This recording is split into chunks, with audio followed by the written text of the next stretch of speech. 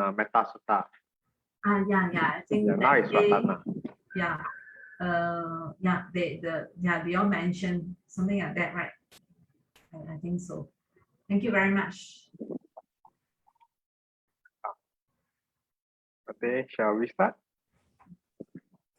Yes, please. Okay.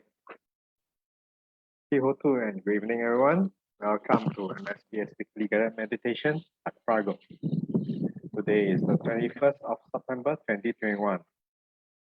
We would like to wish everyone, all Chinese around the world, Happy Mid-Autumn Festival.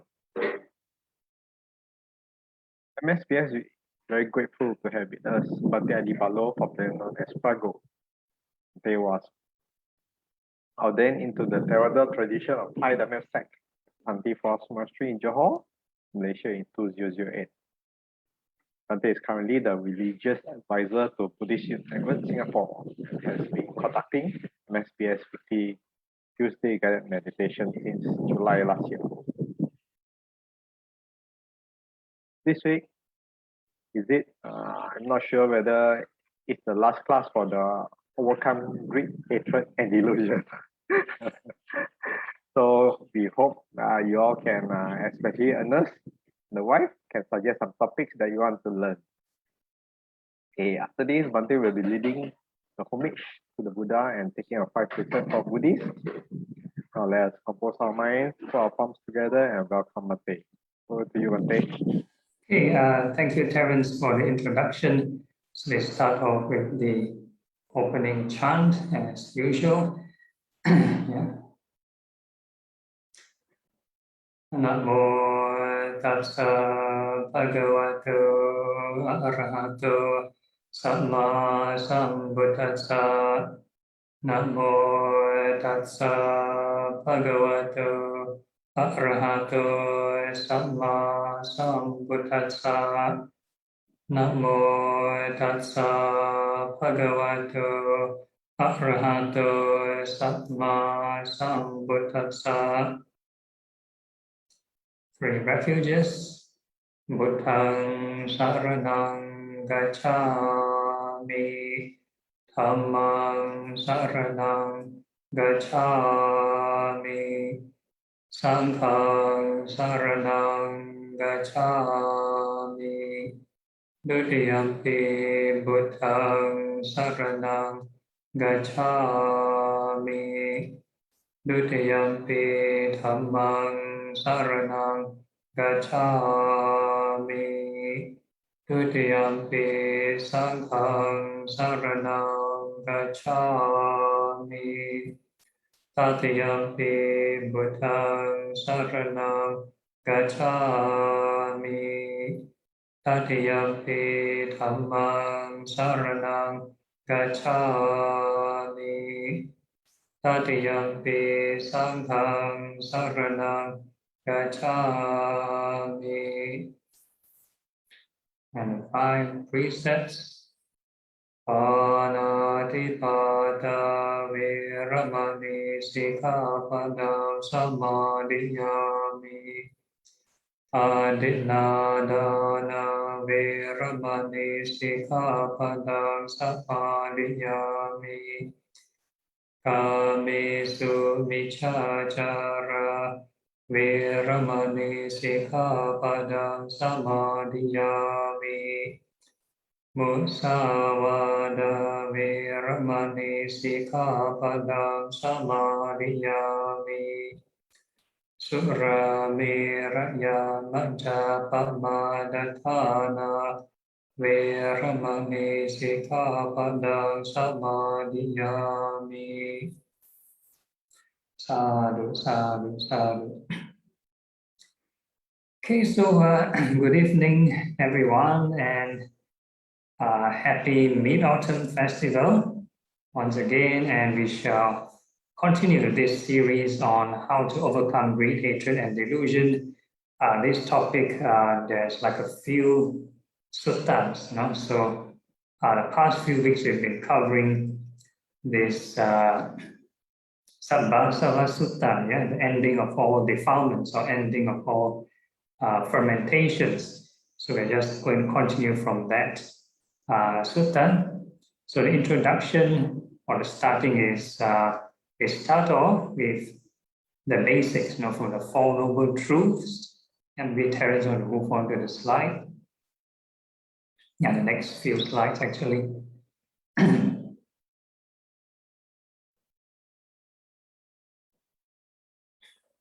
Yeah, okay. So meditation is about appropriate attention, applying or identifying and troubleshooting the issues. Yeah, so basically these are the Four Noble Truths, and people think, oh, this is just Buddhist theory. Yeah, Buddhist theory. Actually, no, this is Buddhist meditation. These are the protocols and steps we need to use to identify the problem. Right? So whenever we have stress or suffering or some form of unhappiness, then we must know comes from number two. The cause of suffering is actually this desire. So we talked about greed, hatred, and delusion, which is the main topic. And number three is, if there is a problem, then there must be a solution.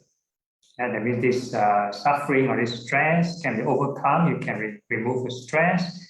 And number four is the technique. So we talked about applying the opposite. So if you have greed, then you apply thoughts of impermanence. Yeah? If you have hatred, apply thoughts of loving kindness. So this is the way we apply to overcome the use of stress. So in our meditation later, in the second half of the session, we'll have a guided meditation session, and then it's more of a hands-on session. Then you can identify experience for yourself from the initial state of mind before meditation. Then you get to understand this emotion or this state of mind. And after, when you meditate, you contemplate, then what is your state of mind again? In fact, you don't have to wait. You can just apply now every moment. You just keep on wishing, may all beings be well and happy. Whatever you see, wish all phenomenon in front well and happy. Whatever you hear, wish all the sounds, all phenomenon well and happy. So you keep on doing that, repeat and repeat and repeat. And you see the difference in the state of mind or difference in emotion. And this is basically the Four Noble Truths, appropriate attention. And whenever we just let our mind autopilot, the mind will naturally go into the default mode. The defilements will naturally take over, will react to things with greed and hatred. Any nice sensations, then we have greed, we want more.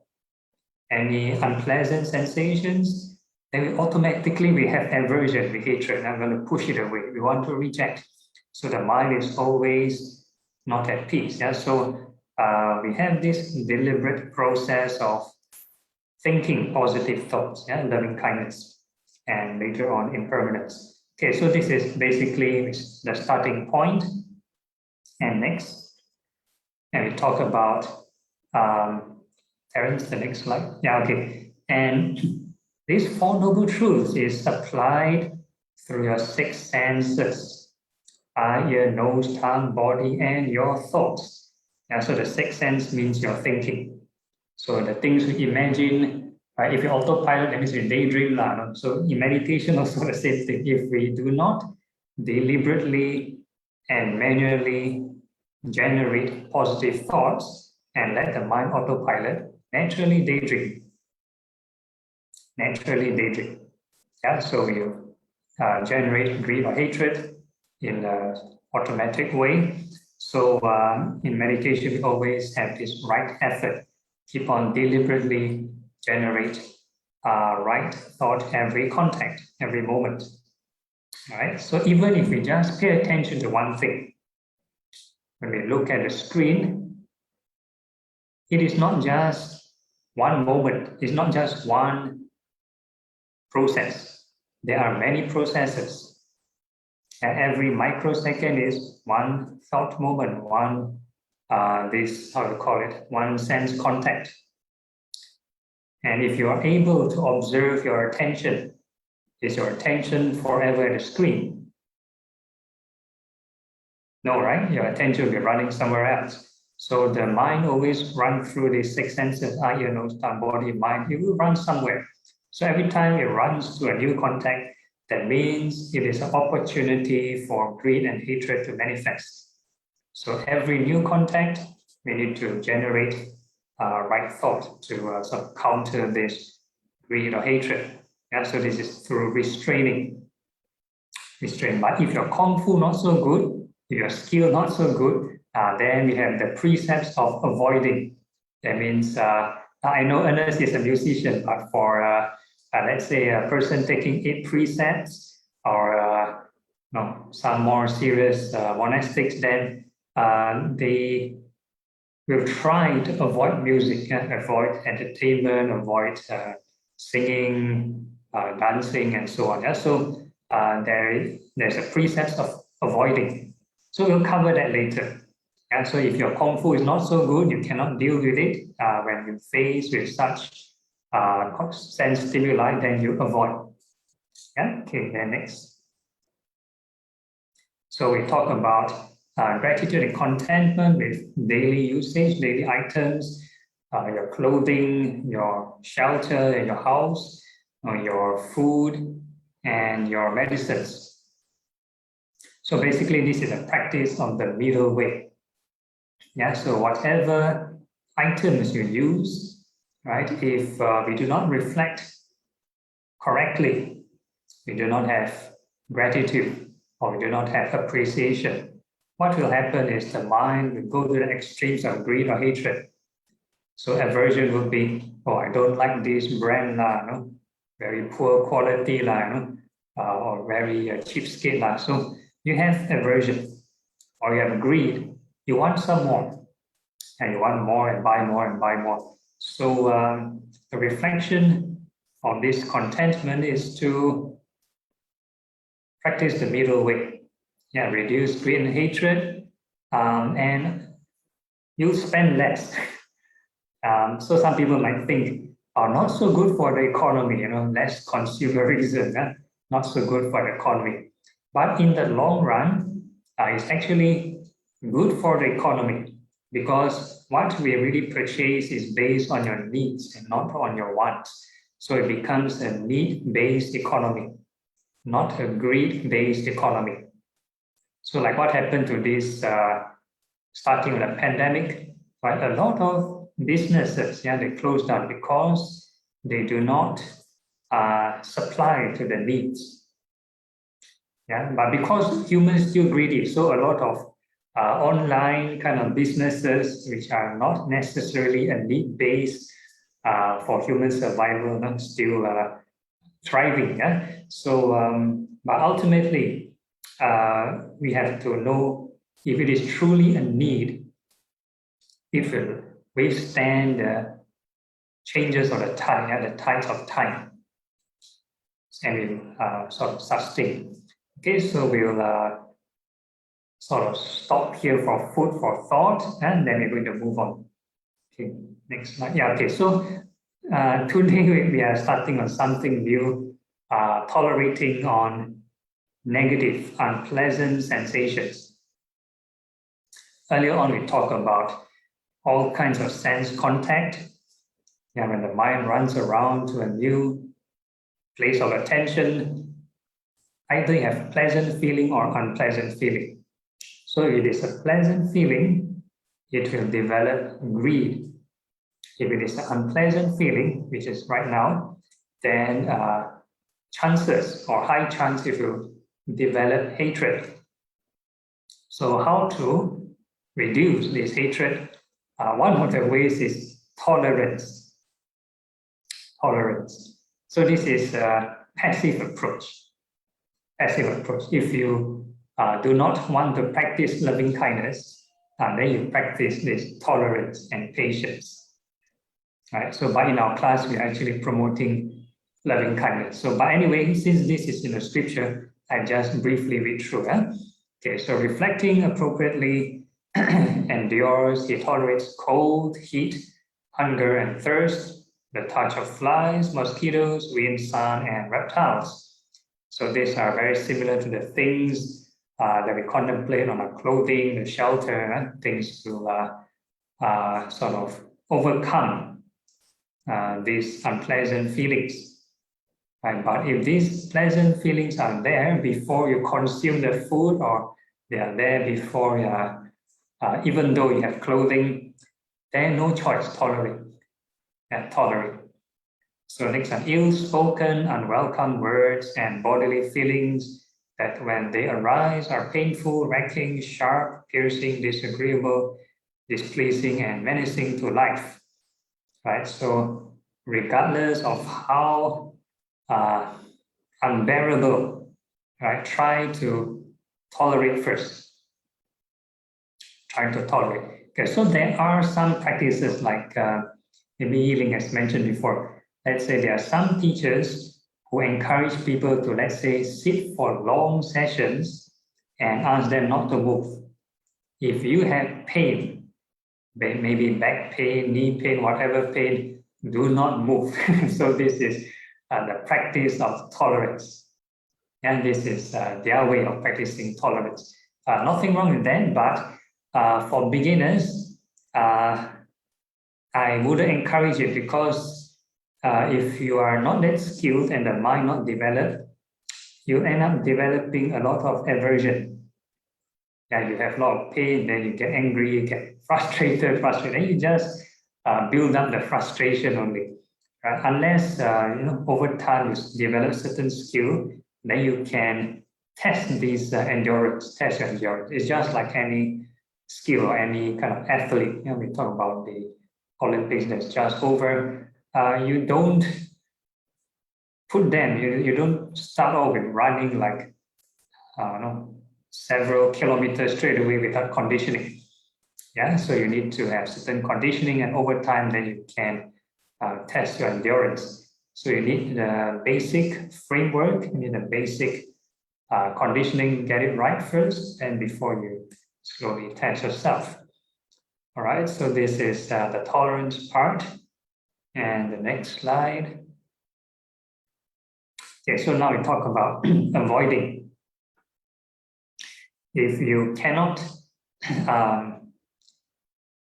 practice sense restraint while facing the issue, then the best is avoid. But in this case, the Buddha encouraged people to avoid at first instance.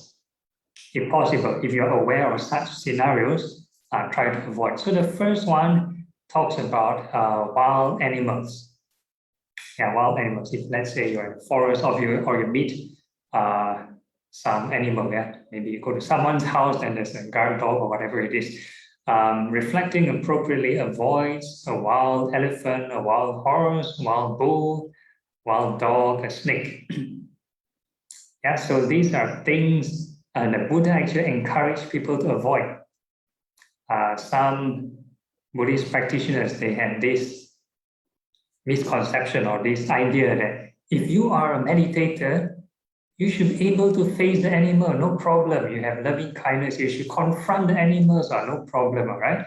There's even a story of the Buddha taming a drunken elephant charging at him. Because he's the Buddha, it's different. You don't go and do it. And the Buddha asked his disciples not to do it. So there's this interesting story of this Devadatta, this Buddha's cousin who wanted to assassinate the Buddha. So he was planning at a particular location when the Buddha was walking across like a certain town in a street. And in that very narrow lane, right, is Devadatta released this army elephant, this tank, make it drunk and charge towards the Buddha, war elephant. And as he was charging, everyone ran. So the Buddha's disciples, the monks, also all ran, depending on which tradition used. In the Mahayana tradition, all the arahants flew away, levitated, flew away. And the Buddha is standing there. And this only one person left behind, this Venerable Ananda, the Buddha's attendant. And he was trying to stand in between the Buddha and the elephant, trying to act as a shield to try to block the elephant. And the Buddha was asking Venerable Ananda to stand aside, no, please step aside. And Venerable Ananda reluctantly stood aside. And with the power of loving kindness, the Buddha managed to tame the elephant. So the elephant knelt down, he bowed down and stopped charging, right? So some people tried it. I read a news article in Sri Lanka, a monk tried it, a wild elephant crushed him. So please do not try it unless you are a professional animal tamer, animal whisperer. Yeah, some people don't need to be a meditator. They just study animal behavior. Then they know how to communicate and not tame the animal. Yeah, so if you want to talk about practice, spiritual practice, the Buddha said, okay, please avoid. Yeah, please avoid. Even in Thailand, when we go for this tudong hiking, the monks have this hiking practice. They call tudong. It's not the one that the Muslim wear. No, we also call it tudong. Yeah, that means hiking. So when we go for these hikes, we have this interesting umbrella netting. At night, when we set up this tentage, we're using our umbrella. We don't have an opaque netting. It's a translucent mosquito net. Then I was asking the senior monks, why you all use like transparent or translucent net? Can't you use a proper color? You know, why you sleep then you zhaokeng or something? Then the whole idea they said, why must it be a see-through net? Is because in the forest, if there are wild animals approaching, especially large animals approaching, then you can quickly escape. You can quickly run. Yeah, that's the advice. If you see wild animals who are large, then you run. They don't ask you to stand there and use your loving kindness and stop the animal. No. Yeah, all the tudong monks or the hiking monks ask you to run. So that's the advice. So I think that's passed down through tradition based on scripture. Of course, there are some stories or maybe some legends that tell you, oh, monk sitting, then some wild animal came and they just sit down.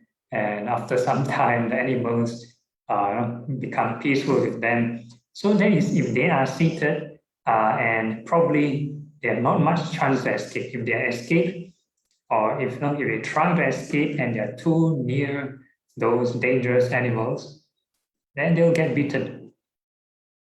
So they have no choice, they have to stay still. Yeah, so that's the last resort. Okay, and the next one, next is more on obstacles. Obstacles, yeah, a stump, bramble patch, a chasm, a cliff, a cesspool, and open sewer. So again, please don't challenge yourself or try dangerous obstacles. Avoid these obstacles as possible. Of course, sometimes, again, there are stories where people who try to go to the extremes. And they try to sit at the edge of a cliff on top of a high mountain and they make a vow. They want to overcome sleepiness or drowsiness in meditation. So if they ever fall asleep, they'll fall off the cliff and they probably die. Yeah? So please do not try it. Yeah, it's in the scriptures.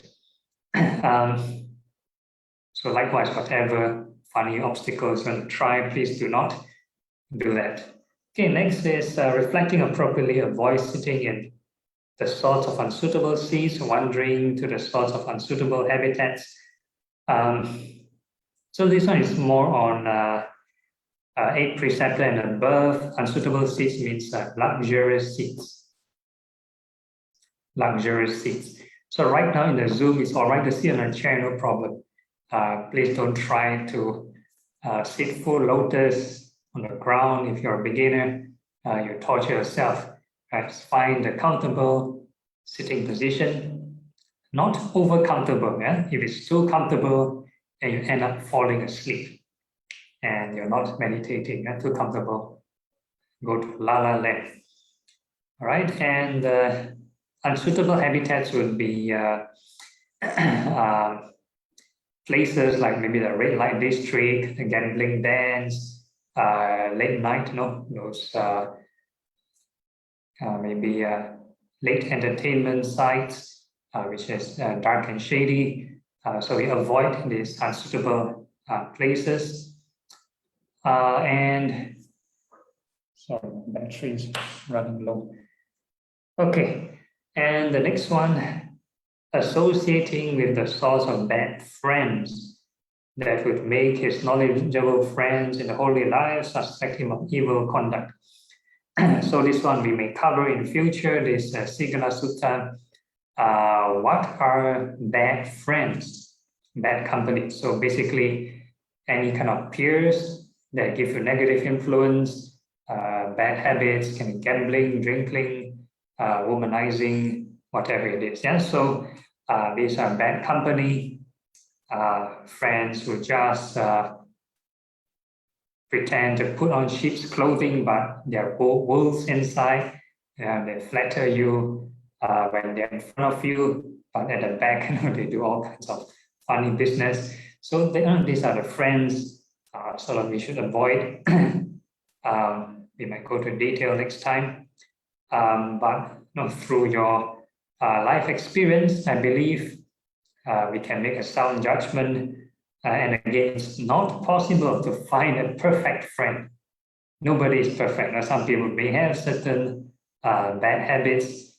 So we sort of pick and choose. Sometimes we go for certain functions or certain events. If you think it is positive, by all means, join. And if they are doing something unwholesome or negative and they ask you to join, then of course you can firmly reject. Yeah, so next slide.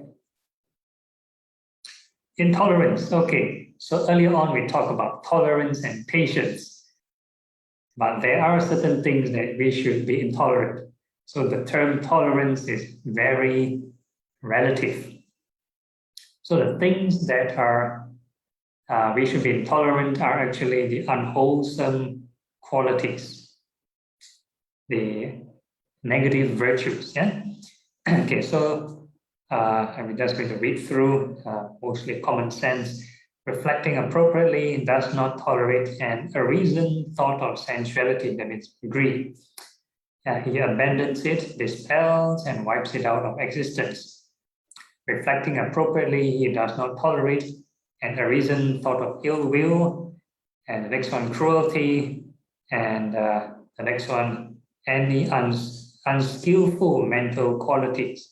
Can be jealousy, can be whatever it is, restlessness of the mind, and he abandons them. So this stage of practice only happens if the mind has already reached a certain level of peace, certain level of calm. And once you are comfortable with that peace, then anything that disturbs this peace is very unwelcome and very uncomfortable. Before a person has this inner peace, all these are very nice. Greed, very nice. You want it. Even anger, also very nice. Some people can get angry the whole day. We know anger is bad, but anger very addictive. All these kinds of emotions are very addictive. Theoretically, we know it's a bad emotion, no? Or depression. Some people get depressed the whole day, upset the whole day. We know it's bad, but they have no way to escape. It's a kind of very addictive emotion. They have no other better emotional option. The spectrum of emotions that they are presented are very limited. So they either have greed or anger or depression, whatever it is. So they just stick to all this.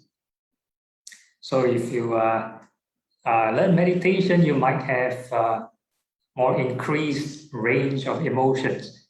And hopefully, once you sort of program the mind to habitualize these positive emotions, then you will not want to go into the negative emotions.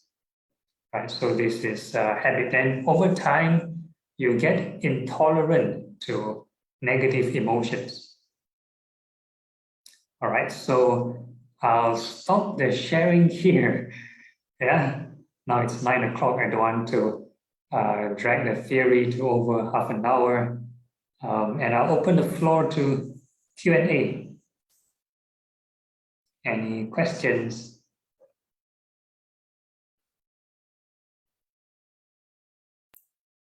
Bante, I would like to Yeah. ask in the intolerance like there you have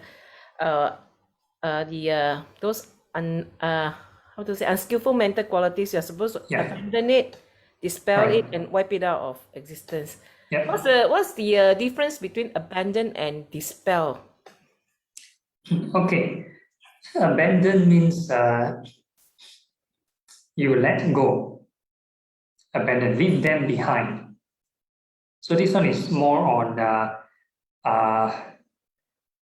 bit more like vipassana, yeah? Watch them arise and pass away. So requires some skill. Dispel means you totally apply the antidote. That means if it's anger, you apply loving kindness until the anger gone. So at least this is how I interpret it. So there are many methods, but the whole idea is when you apply right effort, it's all about overcoming this negative emotion. So the abandoning part is, again, may not be suitable for beginners. Right? Some emotions are very strong. Negative emotions might be very strong. Then you try to watch it. You watch, then you get sucked into it. Then you become one with it. Then very hard to abandon. Yeah, this one requires a certain differentiation. You need to anchor the mind with certain wisdom or certain positive qualities first before you can just let go or abandon or ignore the unskillful emotions.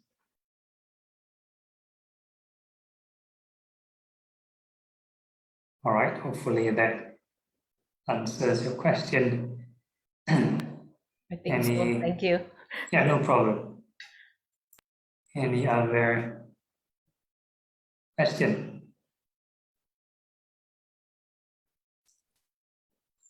Okay. Yeah, Teresa. Yes. Mostly I feel bodily pain. My leg, I can't sit for too long. And Okay. then try to forget the numb, but it gets more numb. Yeah. So in the end, the pain sets in. Very difficult to tolerate. Yeah, okay. So for beginners, again, you might want to find a chair.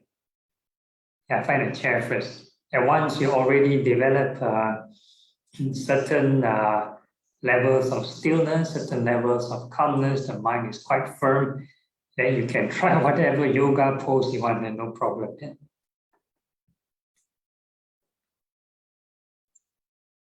So it can be overcome. Yeah, overcome, but there is a limit to overcoming. I'm going to give a case study, like even for the Buddha, after he got enlightened, he has this back pain problem. Back pain problem. The Buddha also don't try to be like a robot. He won't force himself to sit and ignore the pain. No, if it's an excruciating pain, he change position. He do walking meditation or sometimes he lie down. So we must not acknowledge there is we call circular dharmas, mundane dharmas. They are mundane functions. We don't maybe let's say sit in an awkward position until maybe your ankle twists or you fracture yourself. Then you cannot work the next day. Very impractical, right? So we need to find a moderation. Thank you, Bante. Okay, no problem. Okay, any other issues or questions? How about the comments on Facebook, Terence?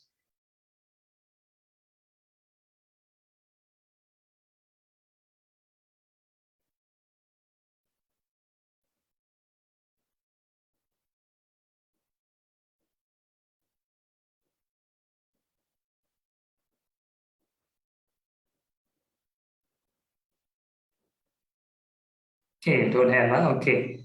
So normally we have this 5-minute break. You can go to the washroom or do stretching. So likewise for tolerance, we don't ask you to hold your bladder and and don't go to the toilet at all, which is very silly, right? There are certain things you need to go about in your daily life.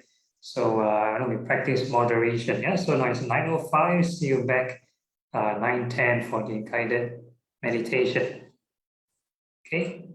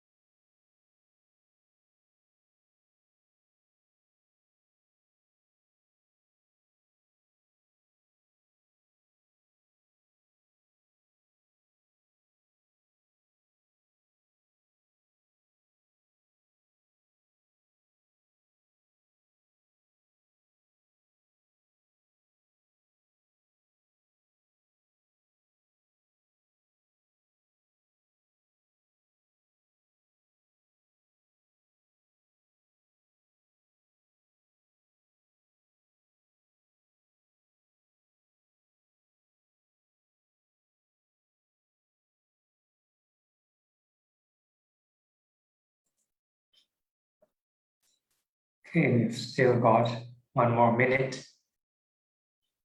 Let's see who's back.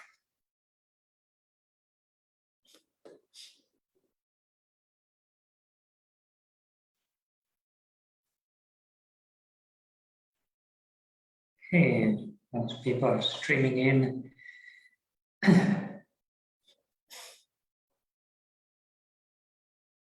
We wait for 2 or 3 more persons.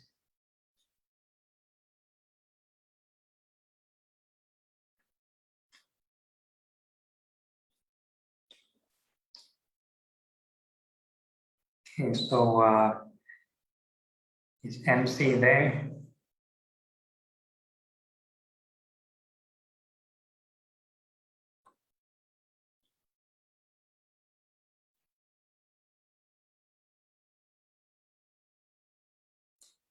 Okay, I guess everyone's back.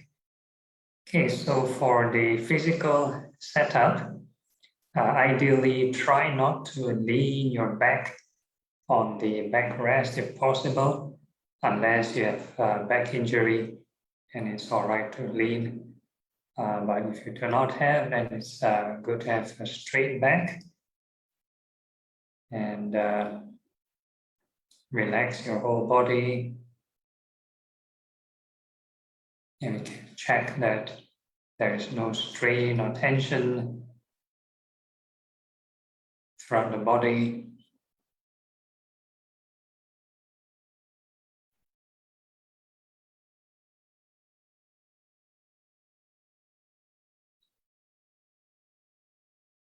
Okay, once we're ready, we can close our eyes.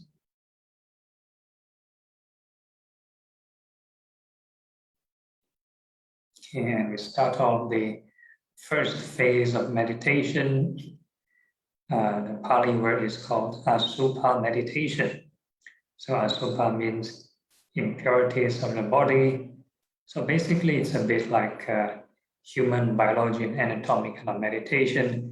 It's learning to understand the body and practice detachment of the body first.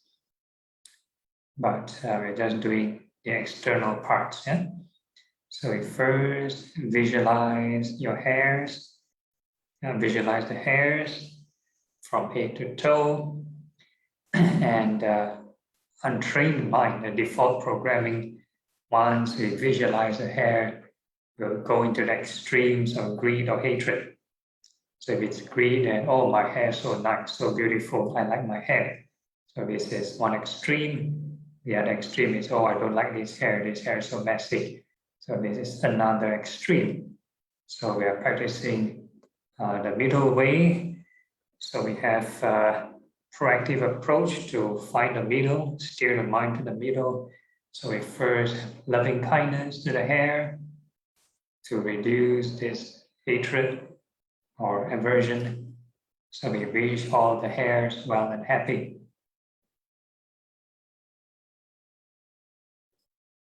So when we scan through all the hairs from head to toe, every time you think of a new patch of hair, a new area, and then you wish it well and happy. And a new patch of hair, well and happy, patch of hair, well and happy. So the whole idea is constant repetition and not let the mind idle.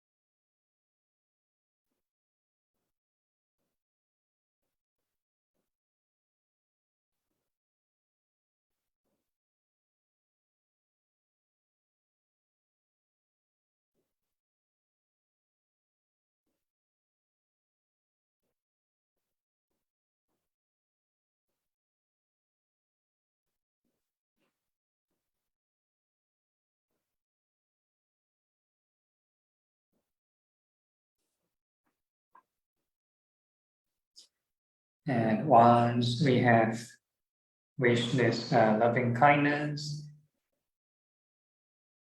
to the hairs, and next up we can introduce the reflection of impermanence and to reduce this greed. So all the hairs go through birth, aging, sickness, and passing away. So you think of the growing and falling of the hairs, growing and falling, many, many cycles of this birth and death of the hairs. No need to over dramatize that, like how you visit the salon, how you wash your hair and so on. Just hairs growing, hairs falling, many, many cycles.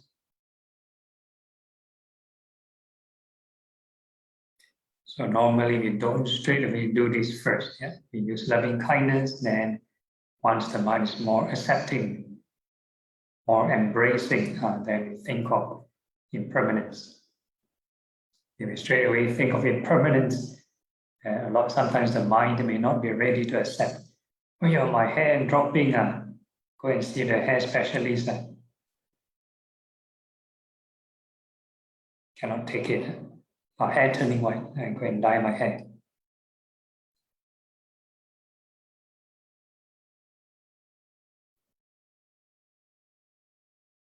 So this practice is more of accepting reality. Yeah, the mind can be at peace. Not that you cannot see your hair specialist. You can, but it's more on emotional management.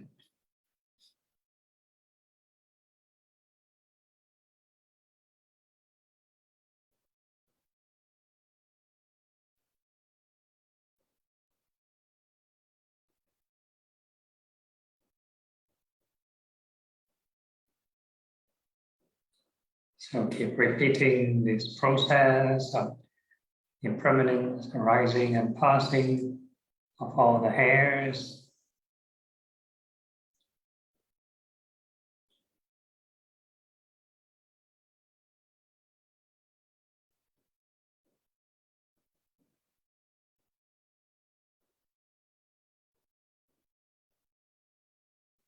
And if you do it correctly, the symptoms will be either inner joy or inner peace.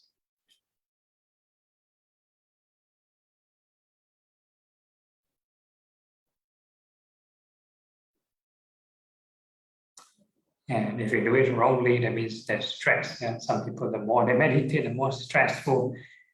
And it becomes the first noble truth meditation, only stress. So at every moment of meditation, it's always checking with the Four Noble Truths, go through the protocols.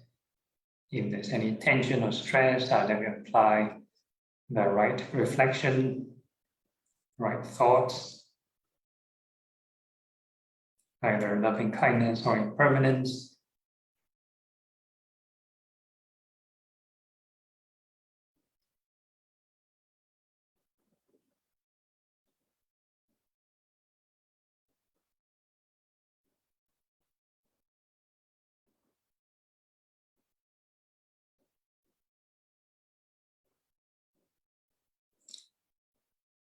So the more we reflect on impermanence, the more detachment, by right hand, this sense of selfishness or this sense of ego should reduce.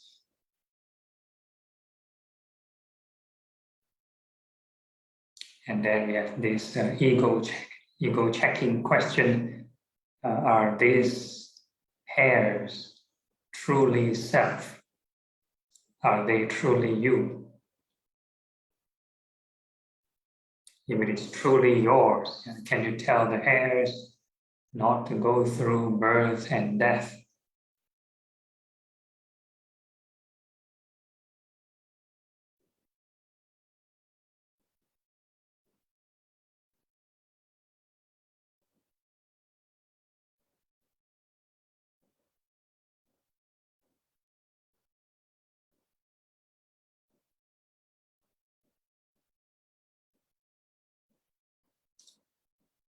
Okay, and the next part of the body, we are visualizing the nails, fingernails. We wish them well and happy.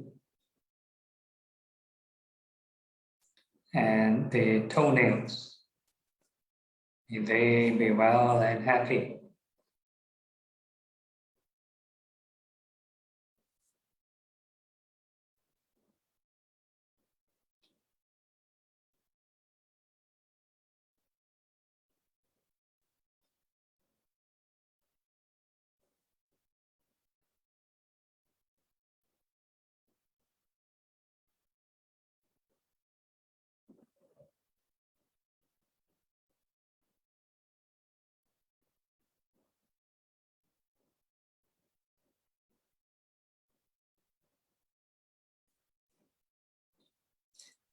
And all these nails go through birth, aging, sickness, and passing away.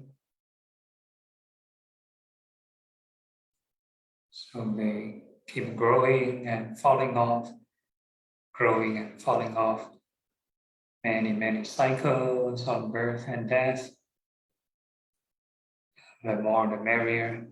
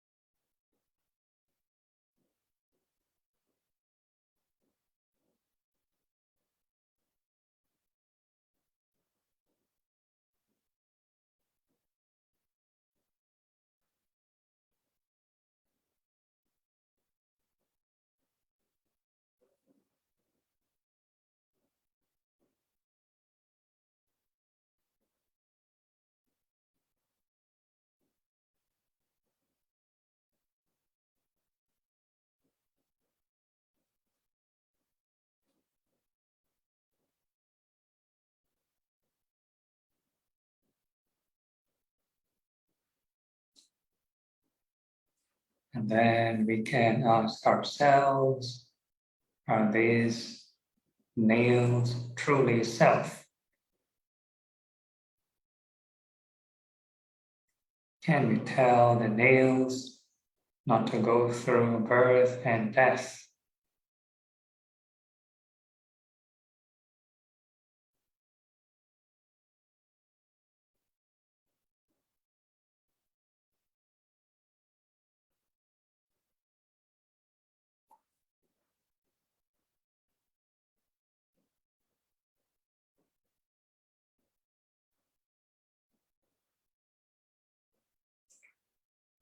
And the next part of the body, we are going to visualize the teeth, and the teeth inside the mouth. May they be well and happy. All the upper rows of teeth, may they be well and happy.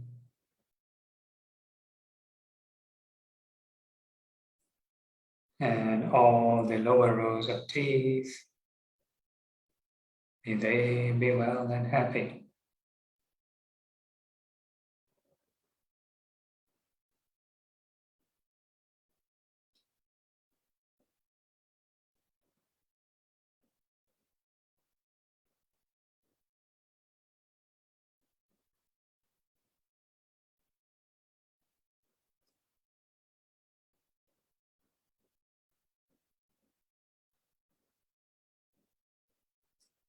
And all these teeth are subject to birth, aging, sickness, and passing away.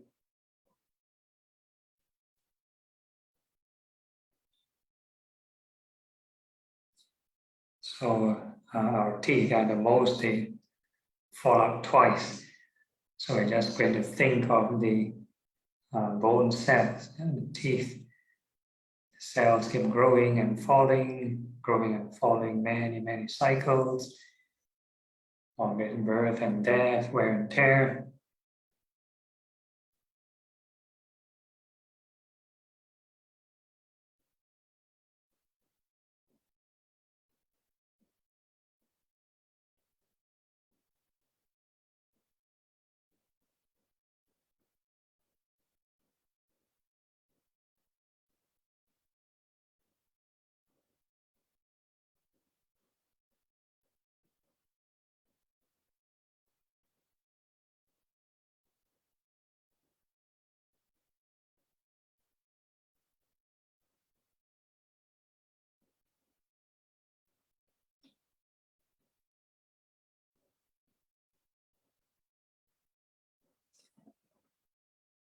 And we can question ourselves, are these teeth truly self?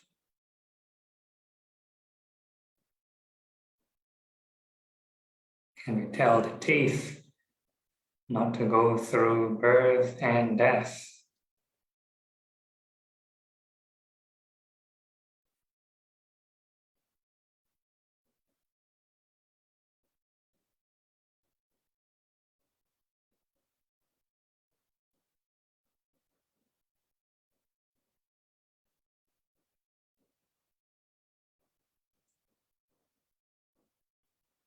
And the next part of the body, we are going to visualize the skin. We are going to wish all the skin well and happy from head to toe.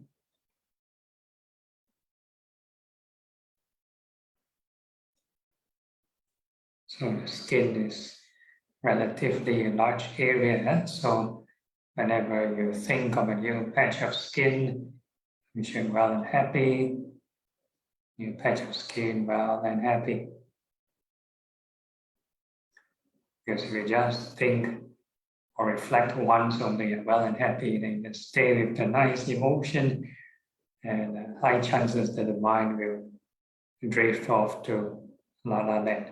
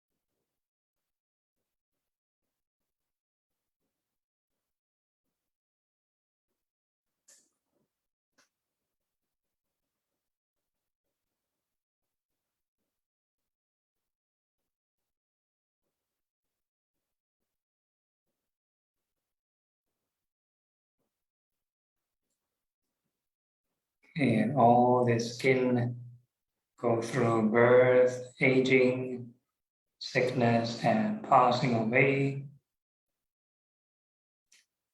So the skin will keep growing and falling off, growing and falling off.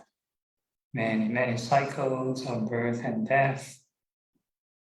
And we're going to keep repeating the cycle, the more the merrier.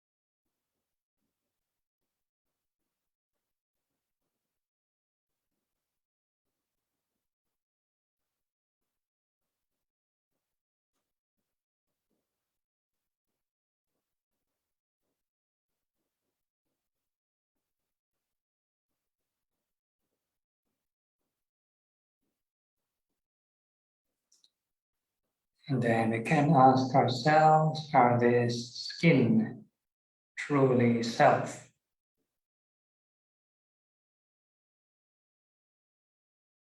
Can we tell the skin not to go through birth and death?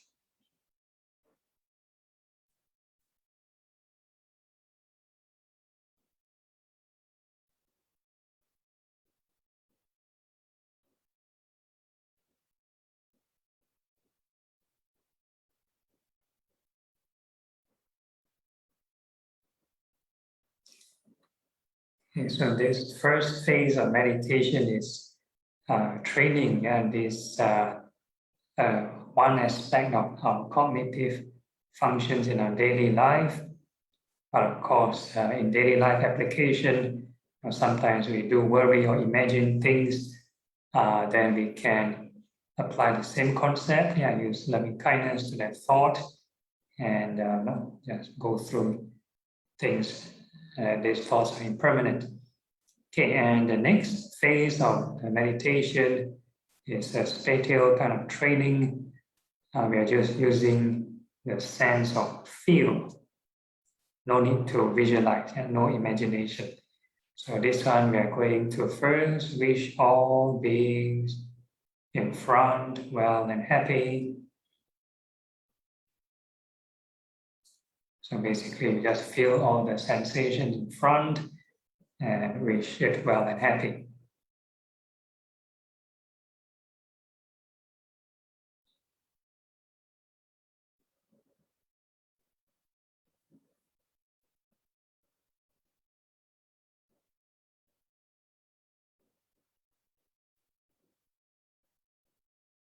And we come back to ourselves and we wish may all beings behind well and happy. And just a gentle wish, no pushing.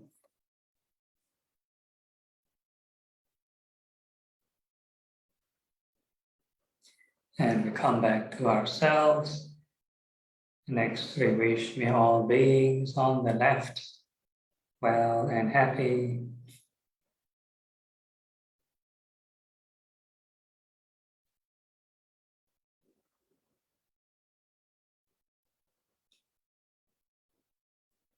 And we come back to ourselves. And we wish may all beings on the right well and happy.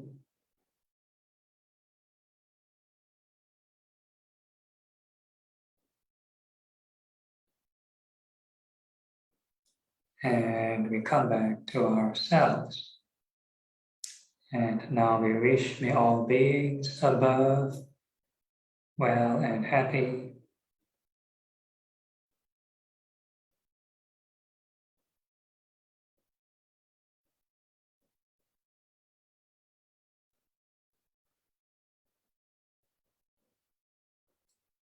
And we come back to ourselves. And we wish may all beings below well and happy.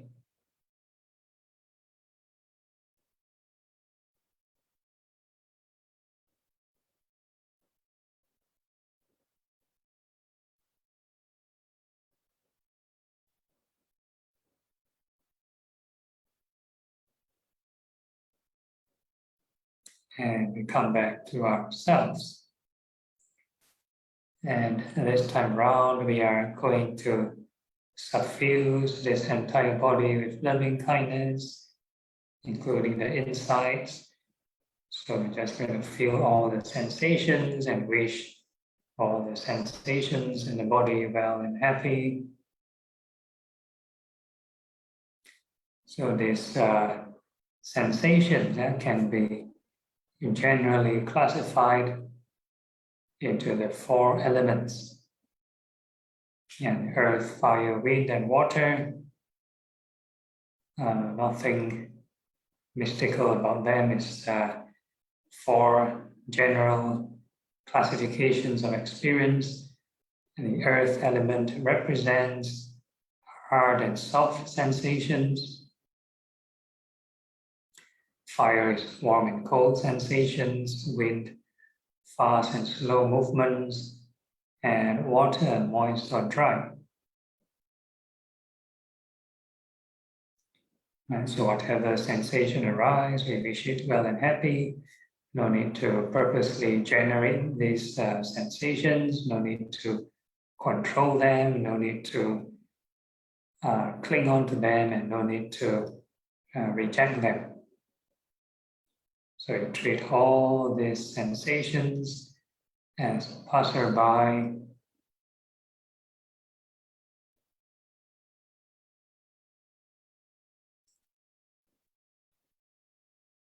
So the whole idea is to synchronize this contact, body contact, with the reflection. So these observations or the sensations is the evidence, your observation, and basically you need to make peace with whatever you feel.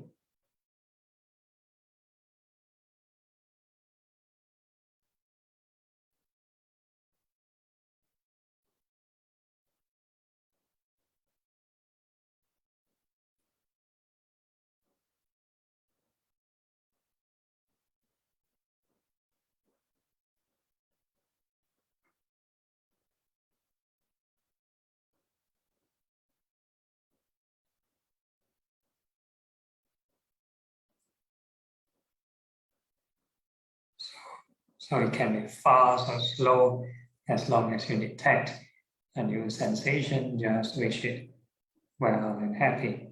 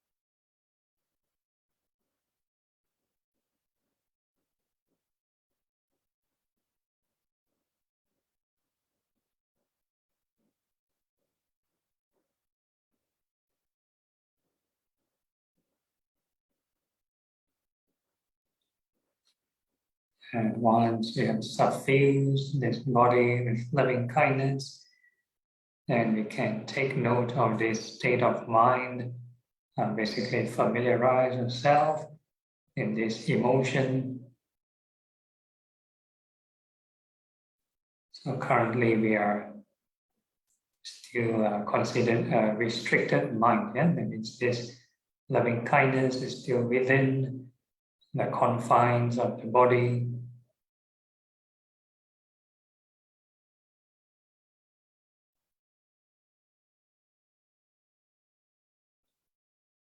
And next we are training this boundless loving kindness.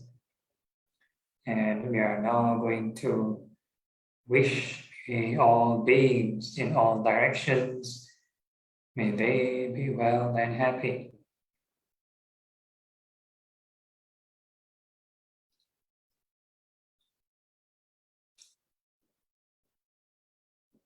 So this one don't need to visualize or imagine or speculate how many humans are there on earth.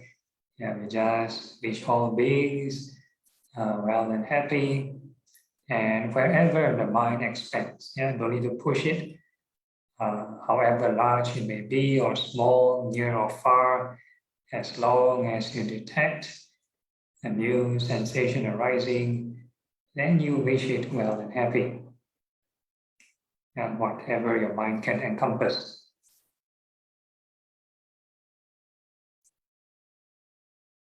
However far your mind can encompass, that is your universe, that is your world. So we wish all phenomenon, all dharmas or formations well and happy.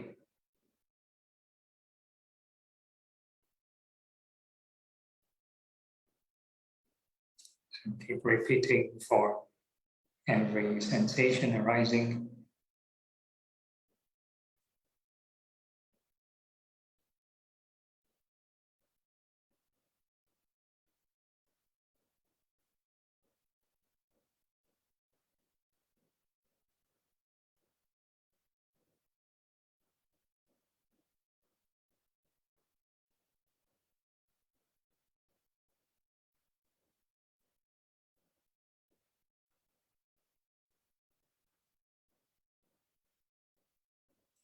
So this concept of boundlessness is not about pushing the mind to a large area. If we push and cause tension, then that is suffering.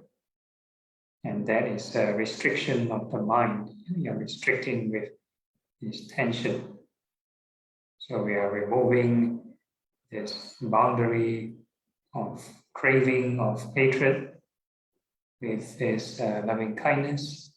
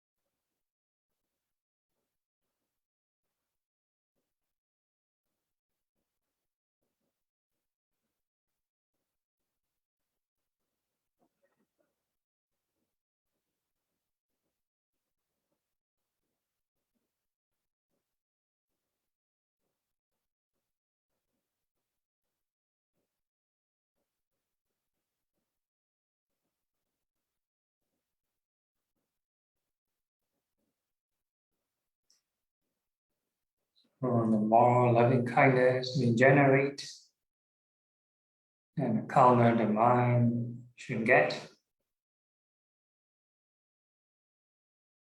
So this is the paradox of thinking, of skillful thinking.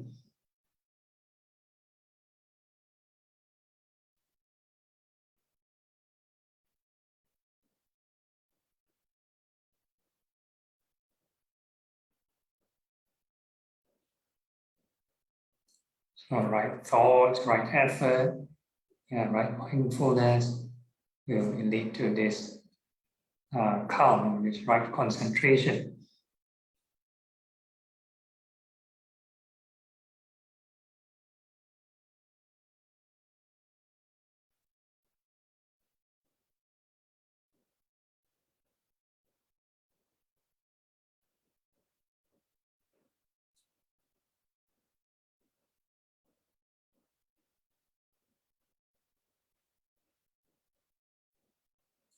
And think your mind is relatively settled or quite stable, and then you can keep on generating this loving kindness and familiarize yourself with this emotion or this state of mind.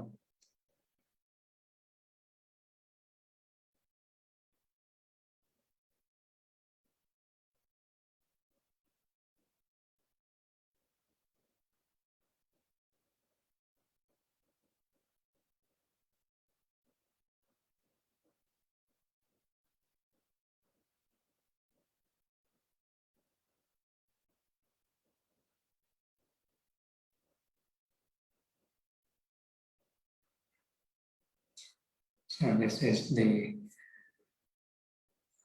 development of metta or loving kindness through samatha or this concentration.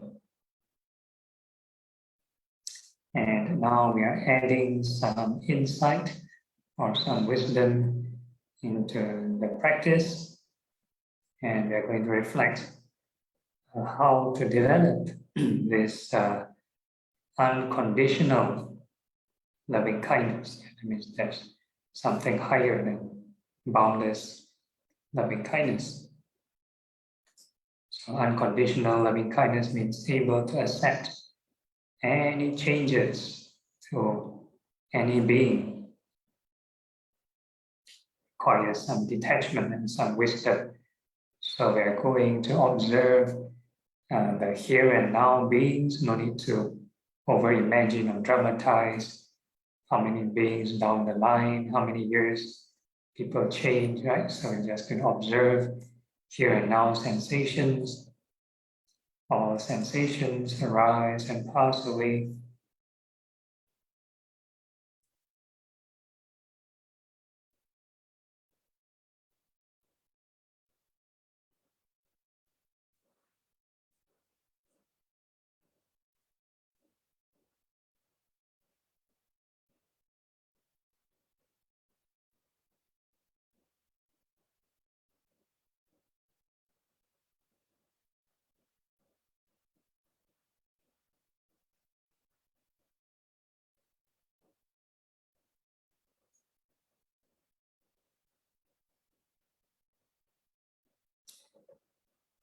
And whatever emotion you experience, treat them as passing scenery.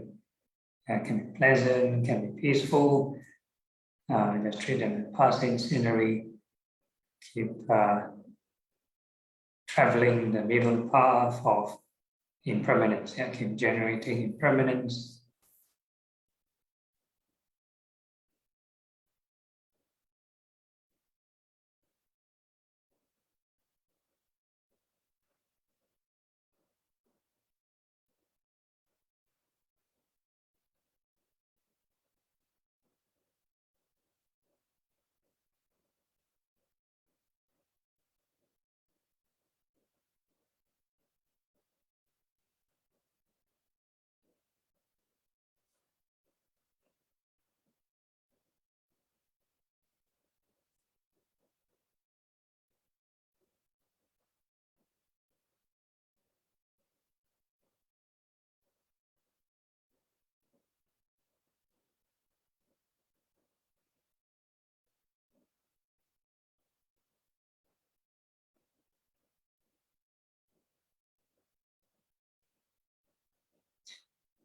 And you can familiarize yourself with this state of mind. Remember this emotion.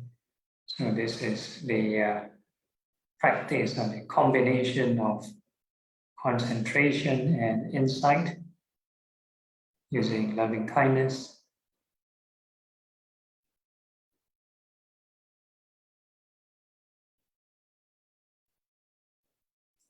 And so once you are familiar with positive states of mind, then we should become intolerant to anger. So now you just familiarize first.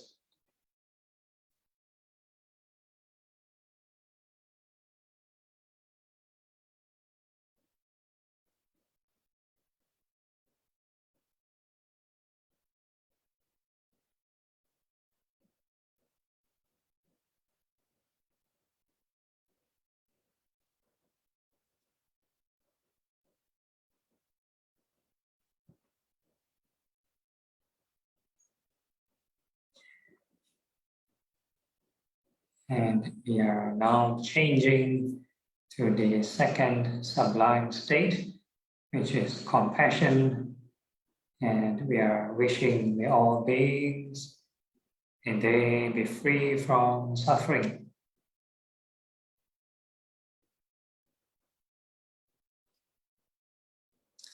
So similarly, we just use the here and now evidence, here and now observations of the sensations, and all sensations arising. We just wish all phenomenon, all dharmas, all beings, and they be free from suffering. And no need to over-imagine, oh, this certain person is hungry or sick, or they are suffering. Conventionally, when we do this compassion, if we or want to help someone, the initial thoughts we may have compassion, but subsequently we will end up having this worry how to help this person, and if we cannot help the person, then we'll feel guilty or remorse. And sometimes when we help the person, then if they do not recover, then we end up getting depressed or having this burnout. So this is circular way of doing compassion, very draining. So now what we are doing is the recharging aspect. So we are just generating the first part of compassion, and we are cutting off the worry. So every sensation arise, we just wish it free from suffering.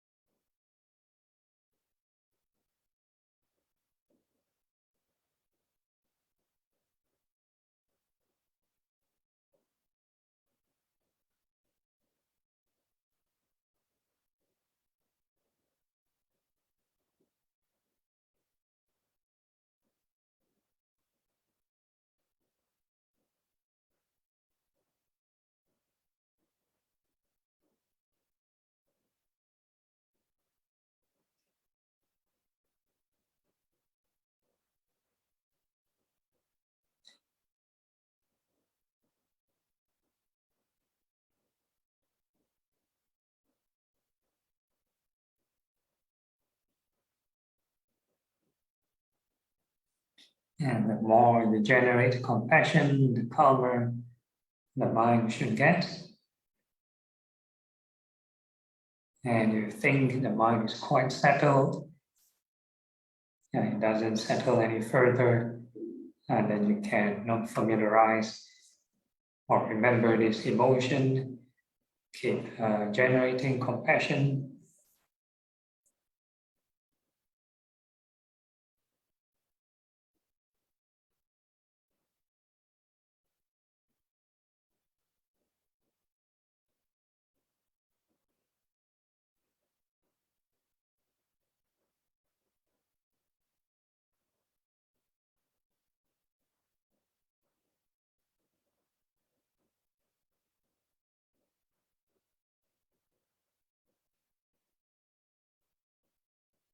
And if you do it correctly, the emotion of compassion, at least the middle path, should be quite pleasant.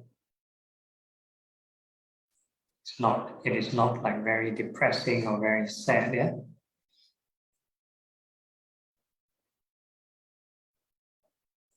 That is why even the image of Kuan Yin, the Bodhisattva of compassion in the Mahayana tradition, is depicted with a smiling face. Yeah, it's not depicted with a long face.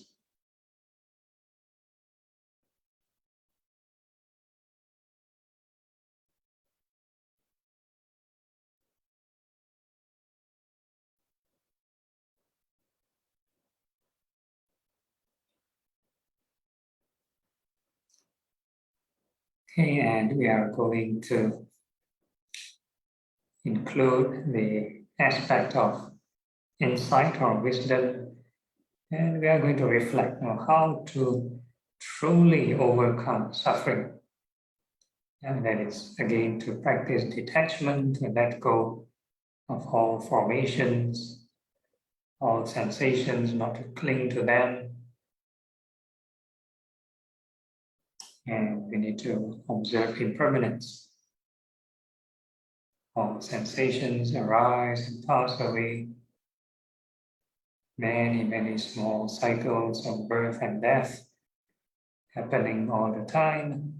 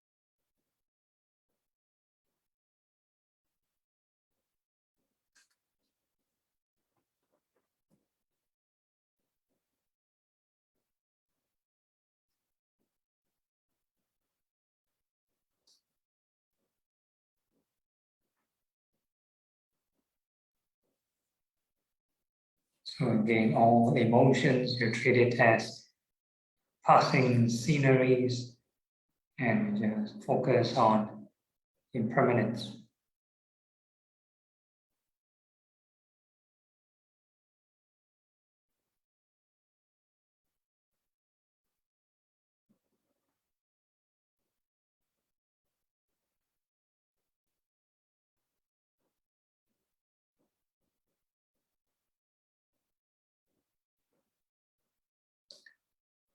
So the emotion of compassion is to overcome cruelty.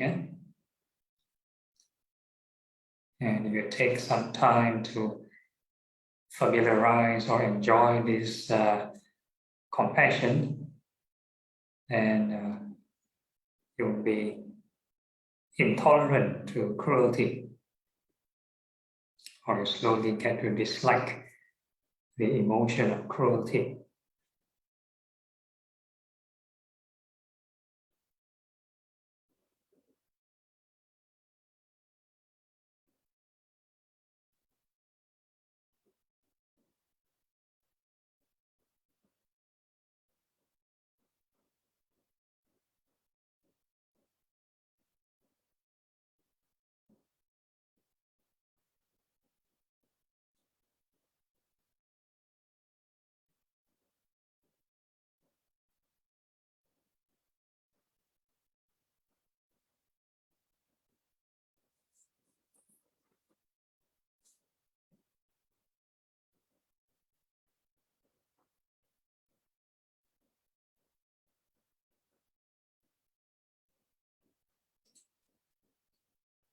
And try to maintain this mindfulness of impermanence or love and compassion as much as possible, be it standing, sitting, walking, or lying down. And with every moment, every contact is happening all the time. It's not just while sitting. So actually, mental cultivation or emotional habits is all the affair. So with that in mind, we can gently open our eyes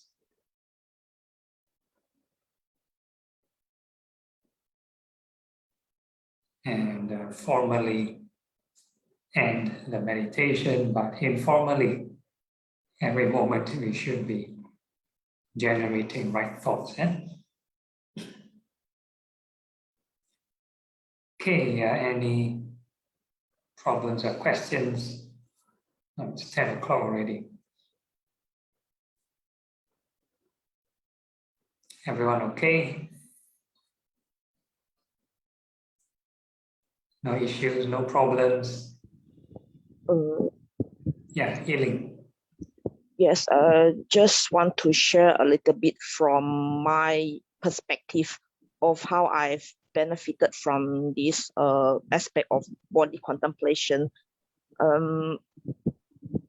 Because all the while from the day we were born until now, we've been carrying this body. So our hair, our skin, our nails, our teeth, it's as if that these components of our body, we take them for granted. So you guided us to develop loving kindness for these four components of our body, and also to reflect on their impermanence. So take for instance, when I visualize the birth and passing away of the skin, I visualize the wound, how the wound on the skin, how the skin cells regenerate and heal the wound.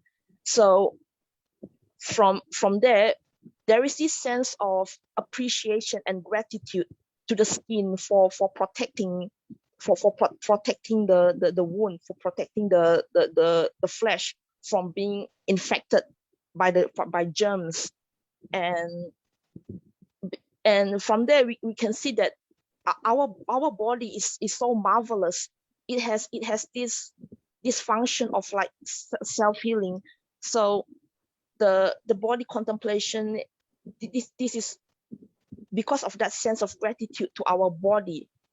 We extend our loving kindness to our body, and our hair, our skin, our nails, our skin, they have their own respective function to keep this body living.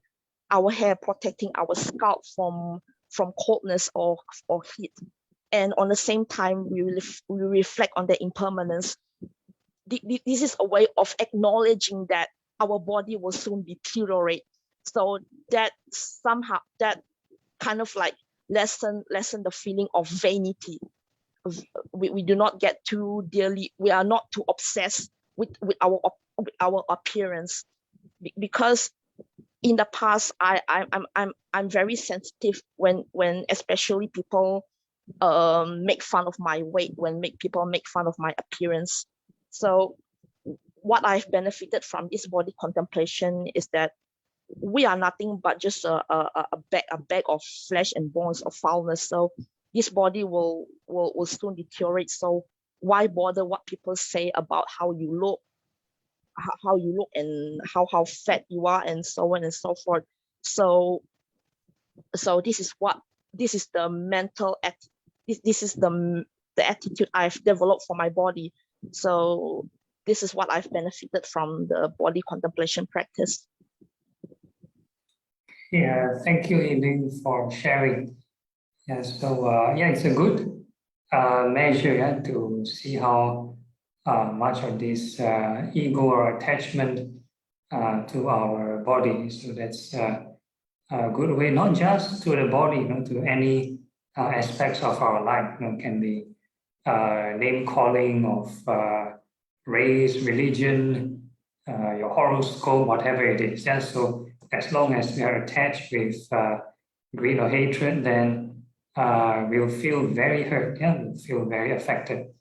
But with the reduction of this attachment, then it won't be such an impact. All right. Any other questions? Oh, no problem. Okay, then we can conclude the session, Terence.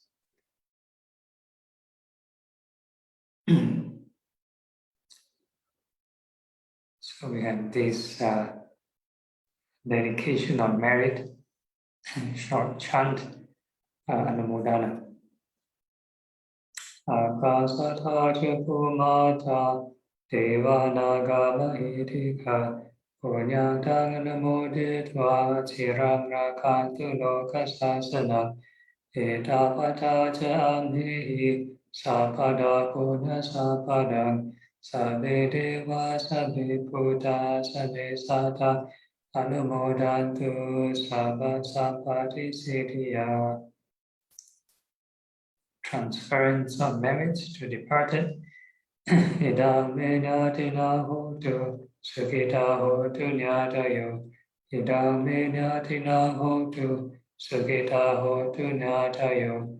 Idam menyatina hotu sukita hotu nyatayo. Aspiration. Imina punya kamena mami bala samagamo. Sata samagamo hotu yamani bana patiya. Sadhu, sadhu, sadhu. All right, so that's the end. Any announcements from Terence? Thank you very much. Okay, all right, then we'll see you all next week again. All right, good night. Thank you very much, Thank Bante. you, Bante. Good No night. problem. Good night. Good night, Bante. Thank you, Bante. Good night. Yeah.